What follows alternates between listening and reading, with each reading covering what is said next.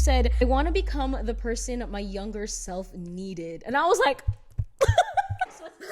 Great white shark! Great white shark! So anybody can be a scientist. Just observe the world around you and question it.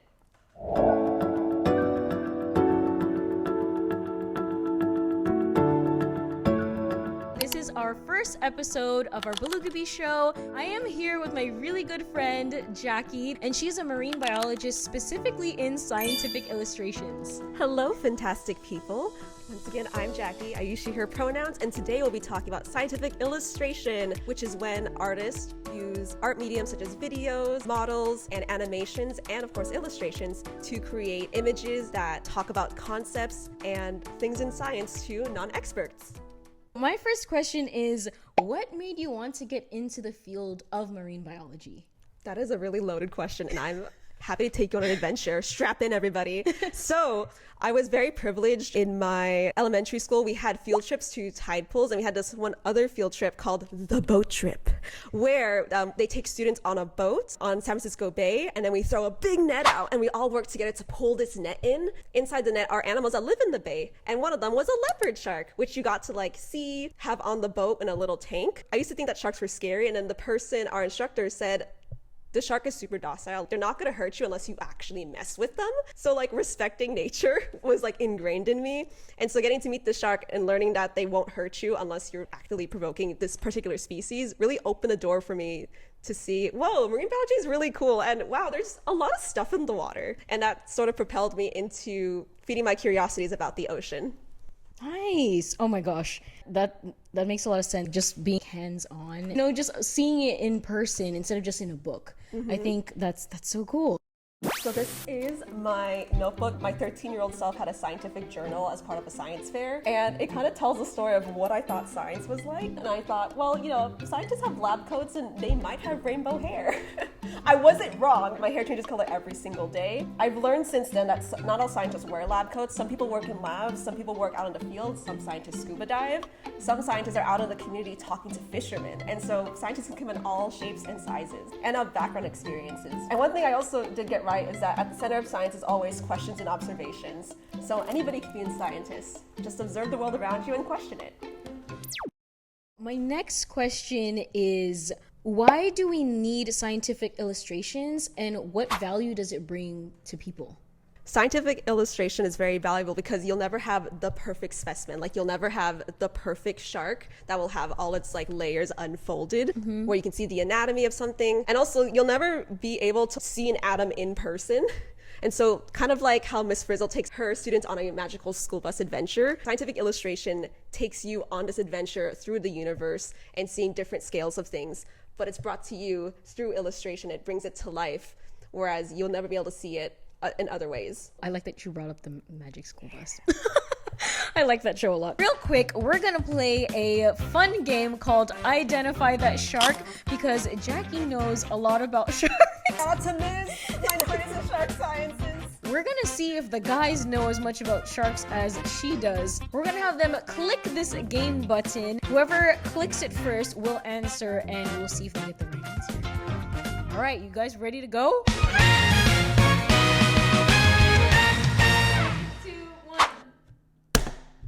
Basking shark.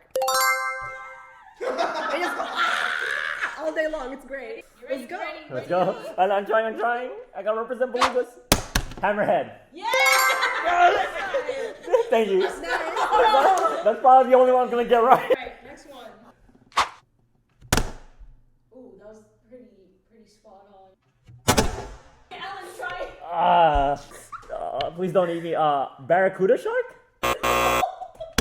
What is a tiger shark? Yes! The stripes. Okay. That was a good one. That was actually pretty hard. One. Yeah. Port Jackson shark. That sounds like a place, not a shark. It's named after a port in Australia where they're found. GG, Jacquie. GG. Hey, you were right though. She said it was based off of a place. Hey, half credit. Thank you. Alright, next up. Alright. Clap me up. Here we go.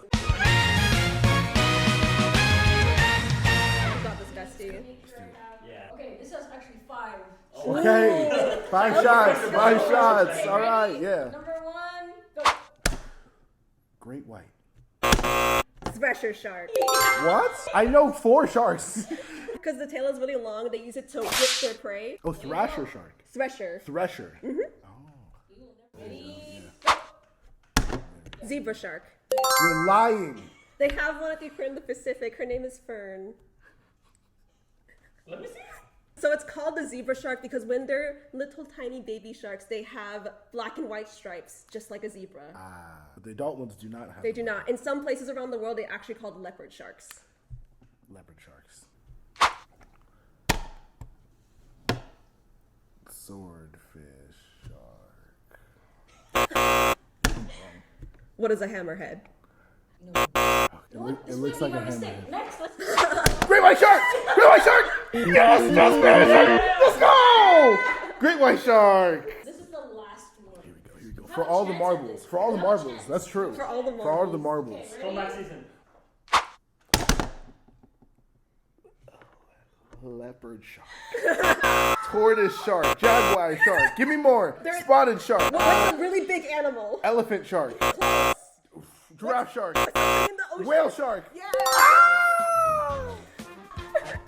Is it a whale shark? It is. Heck yeah. They are the biggest fish in the sea. And they're on Filipino currency. They have the whale shark literally on one of the bills.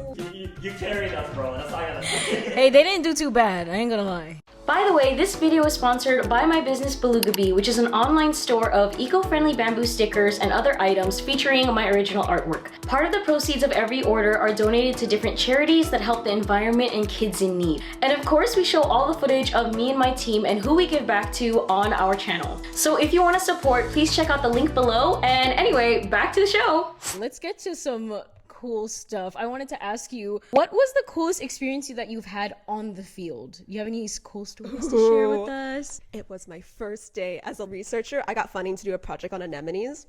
So to get to these anemones, you have to like drive up Highway 1 because the California coast has a lot of cliffs, a lot of coves. So you drive up to Highway 1 and park on the side of the highway. There's this little pocket. They have to like hike and scale down a cliff. And it's raining, it's sprinkling, and I'm like, I'm gonna find my study species today. We get down there. I put my bag down. Should have taken it with me. You'll see later why. And so we're looking and looking. It's been over 2 hours. We haven't even found this anemone. It's really good at playing hide and seek. And so we do find one. It was my advisor who found it, and it's all curled up and you can barely identify it. And I was like, cool, we found one. We turn around to see our bags. The ravens got to them. The ravens, corvids, crows are very smart. They opened all the zippers. I had an egg cell, stuffed animal thrown to the side. My band-aids are all over the place. There's a music album somewhere. The birds went through all of our stuff. At least we found one of my study organism, but that was a very wild day. You were able to do it. You were able to do what you were supposed to do while you were there. Yeah, the idea was to just go to observe my study species in the wild, scale down a cliff, look into a tide pool. It was an adventure with many different detours and unexpected turns. Well, hopefully we'll have an adventure together like that. Yeah! This is a watercolor painting of a flamboyant cuttlefish, a piece of artwork I did for the Sun Gallery in Hayward. They're related to squids and octopuses. They have little tentacles, and they do change their colors and texture of their skin, which is amazing. They're just little superpowered little guys. And speaking of the Sun Gallery, I'm currently working on a ocean mural, talk about the different animals that can be found at the different levels of the ocean. And so children will get to walk into the gallery, and they will see, oh my gosh, look at all these animals. Look at how deep the ocean goes. It's like educational and it's fun. Wait, so we're gonna be able to see that? Yeah. Oh, that's so cool. Shout does. out to Hayward, by the way. Okay, I definitely want to show that. Come and see it. Yeah. Yes, we definitely will. So we had a conversation on the phone, right? When we were prepping for all of this stuff. And you mentioned this quote I really, really liked. You said, I want to become the person my younger self needed. And I was like, yes, I like that. So what do you mean by that? Can you talk about more about how you were when you were younger and who you want to become or who you're becoming? When I was younger, it really helped to see different TV shows of people doing amazing things like Zaboo. Like, I thought it was cool that the crap butters were going out and about and like look at all these different animals. It's cool to see that and to think, wow, maybe one day I can go out and look at nature and be just as fascinated. So having a role model who was unapologetically nerdy, who wanted to just nerd out loud was very important to me. And also having somebody who was like a mentor, somebody willing to be like, hey, you look like you can use some advice, or you need a hand, or need to talk something out. So I try in my current roles to always find a place where I can be a mentor to somebody, be that person where they can ask advice to, because it's really hard to navigate marine biology without a mentor, without somebody who's further ahead who can tell you this is kind of how the road works. Yeah. And you're also very friendly and approachable. I feel like that's important too, right? Yes, it was very important for me. Of course, not all scientists are that way, but it's really cool whenever somebody is friendly and actually like lends a hand out and says, hey, do you need any help? I can help you with this. Relating to that, what advice do you have for young aspiring marine biologists? And also, how can they remind themselves to keep going and pursuing that field? That is an amazing question. I love getting asked this question. From all my aspiring marine biologists out there, my advice to you is never let the storyteller in you die. Always exercise hope and creativity, and sometimes that's really hard. But there is so many important things that happen in marine biology because it's interdisciplinary. Anytime you have like a random skill, you never know when that's going to come into play. And so keep to your hobbies, keep being creative, because all that creativity will just make you a better scientist. Oh, I like that, because I can do that too. Yes. No, that's exactly what we want to show on this show, is that even if you're, just a kid, or you're a kid, you're still learning, you're in school, or you're someone who works, you have a 9-to-5 job, whatever it is, you can actually help contribute to the scientific world in those ways. For people in undergrad, I'm talking to you. Sci-Hub and Library Genesis are your best friends. Knowledge should be free. Look those up. Get your free science articles. You shouldn't pay money for knowledge. All my views are my own. I'm not representing any organization. Gotta put that in there. But more on the how do you keep going. 2 main points are, one, collecting stories and being within community. What I mean by collecting stories is that sometimes I felt like a lot of imposter syndrome when I was younger, or sometimes now even. So it helped to see stories of how people got to where they are, and to see that it's not like a linear road. No, you go zigzag, you go everywhere. And that's like life in general. So being able to collect stories of how people got to their current positions helps me to remind myself, hey, things don't look the way I think they should. My path doesn't look like that other person's, but I've learned so much from other people who have had different experiences that my path is just as valid as theirs. Everybody's journey is different.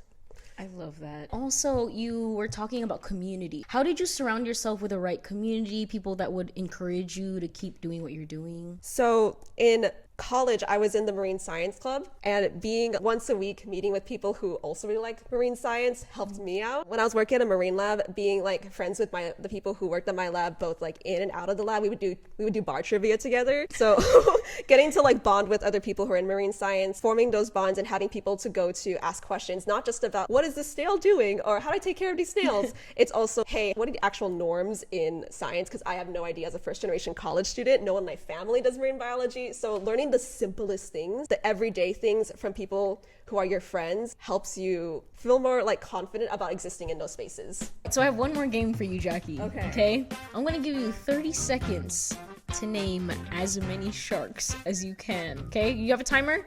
3, 2, 1. Bonnethead, Greenland shark, frilled shark, cookie cutter shark, Port Jackson shark, Ganges river shark, sandbar shark, ninja lantern shark, dwarf lantern shark, basking shark, scalloped hammerhead. I say epaulet already? I said epaulet. Celestial shark. Did I say basking? Basking shark. Yeah. Oh no! What happened to the great white shark? Yeah, I was trying to do sharks that people have never heard of. Okay, can you tell us a fun fact about the ninja? The ninja lantern shark glows in the dark. They have photophores, which are cells that emit light. Literally, the lantern part comes from the fact that they glow in the dark. Okay. Sharks glow in the dark. I think you said you were gonna have something. Oh yeah, I have surprises. Ooh, we like surprises. So these are some of the people on our Belugabee team. We have Alan on this side. So he does professional photography. That's what he does. And then we have Shagun, which is my boyfriend, and he does video and photo also professionally. Jacquie said she has something for us. As part of being an artist who loves drawing little sea animals and making things really fun, I brought everybody a little shark sticker, a little shark in a donut. Oh. Yeah, if you look in the center, that big heart in the middle is their ampullae of Lorenzini. That's what sharks use to detect electricity through the water. Oh. They can, yeah. Oh. I like Already. this. Thank you so much, You're Jackie. welcome. It's pretty cool. Yeah. Okay, so you gave us something. I actually have something for you too. I didn't even say anything yet. It's a representation of people making a difference. No one can buy this in my shop or anything. It's only for people that we talk to and really are helping make a difference through our audience and our community. And you're the first person, and I'm so excited that it's you. So let me go grab it, and I'm gonna give it to you. Go do my little happy dance. Here you go. This is for you. I just put like random animals and like the ocean around it and everything because we want to talk to people and find people who are making a difference with kids or with the environment, and you're the first one. So thank you so much for being on our show. Oh, I really appreciate that there are little invertebrates on here. Let's go, Teen Invert! Were there any last message that you have that you want to say to our audience? Yes, audience members, come a little close. I got some good nuggets of wisdom for you. One thing that I think anybody could really do to help science but also help the community is to make sure that stories that fishermen or people that lived in places for a long time are documented and saved. Historically in academia, groups have been pushed out, especially like indigenous people who have stories and recollections of what the land and what the sea, what the animals used to all be like. And all that knowledge is lost when it's not valued and not written down. And so if you know people who have lived in places for such a long time, have seen changes over time, that knowledge is invaluable, and to collect those stories and to make sure that the future people who would like to commit their lives to like science and to make positive changes in the world have those stories and are really informed about what that place used to be like. So yes, collect stories. As like a regular community member, you can help science actually. I found all my study sites for my little helicanthal anemones through iNaturalist from people who actually posted like, hey, I found this weird anemone. Yeah. So when you go out and you take like a nature walk, take pictures of like all the bugs you see, all the fungi you see, because you never know when a scientist is going to be like, I wonder what my study species is. Yeah, and I think that's something that everyone can do, right? Exactly. I like that because you're kind of just like, hey, I'm gonna go out in nature, have fun, maybe take a walk, something simple. Maybe not go down like. Don't go down a cliff. Don't do it. I did that with professional. I am a professional. Do not do this at home. And we're in California, so there's a lot of places by the coast. I was looking through like these binocular things, and I saw sea otters. It makes you fall in love with nature and just our environment and all these animals. And I think that's how we can grow our passion for it and our understanding of it, even just by observing, like you said. Kind of learning from it, from people like you. That's why I have you on here. We are wrapping it up now. On our next episode with Jackie, we're gonna be going to tide pools, which is super cool, and we're gonna see and look for like different creatures, and she's gonna talk to us about the do's and don'ts of tide pooling.